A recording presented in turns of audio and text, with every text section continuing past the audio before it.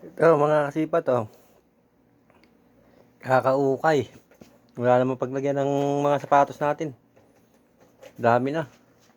Yan oh, nagpatong-patong na lang yung ano. Tigsa pa yung pusa ko. Yan, nagpatong-patong na yung mga sapatos natin dito. Yan oh, sa dami. Natambak na ng gusto oh. Yan, mga sapatos natin. Dami yan. Ito pa oh, sa saig oh. Yan, dami yan. Kaka-ukay natin ng ano, tuwing Friday. Yan, naipon oh. Yan po, sa likod niyan, oh, puno pa rin yan. Sa likod nitong mga sapatos na to. Puno yan, hanggang ilalim yan, meron yan sa likod. Yan, harangan lang eh. Yan, dami pa rin oh. Yan, mababawasan na yan pag ano, pag uwi natin, bakasyon. Yan, ang dami niyan oh. Oh. Yan, abang-abangan nyo po pag ano, pag galing ko ng bakasyon. Yan, mamimigay tayo ng mga sapatos dyan, yung mga matira dyan ng sapatos.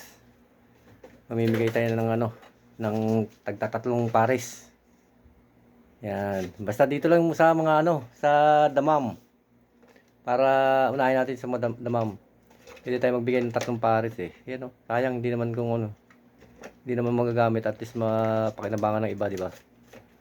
Yan. Kayo nang bahala magbigay ng bayad sa ano, sa maghahatid. Mura lang naman dito sa Damam. Baka mga 30 lang yan, 20, 30 hanggang 50. Yan, mamimigay tayo ng sapatos, 3 pares kagad kada isang tao. Sayang din eh kung may stock na matagal, di ba? At least mapakinabangan pa na iba. Yan na, punong-puno yan. Hanggang sa likod po yan. Hanggang ilalim. Meron yan. Yan, itong ano, bungad lang itong harapan eh. Oh. Naarangan niya yun sa likod. Puno rin yun sa likod niyan. Yan. Ito yung aking bagong pusa. Lalaro. Dumami ng dumami. Pati pusa. Yan, abangan nyo po pag ano, gagawa tayo ng video. Mamimigay tayo ng sapatos. Isang tao, 3 sapatos agad. Para hindi sayang yung pamasahe. Yan o. Yan, dami na yun. Yan, yung mga bag natin. Isang katerba na rin yan. Yan, makita nyo sa dulo na yan. Puro bag yan. Buntok na bag na yan. Hanggang ilalim. Yan, mga sapatos natin o. Yan. Mag-share na tayo ng mga sapatos. Sayang, di ba? Yan, paki-share na lang po yung video natin mga kasipat. Yan, para yung sino makikita ko lagi nagsishare ng video ko, yan ang uunahin ko.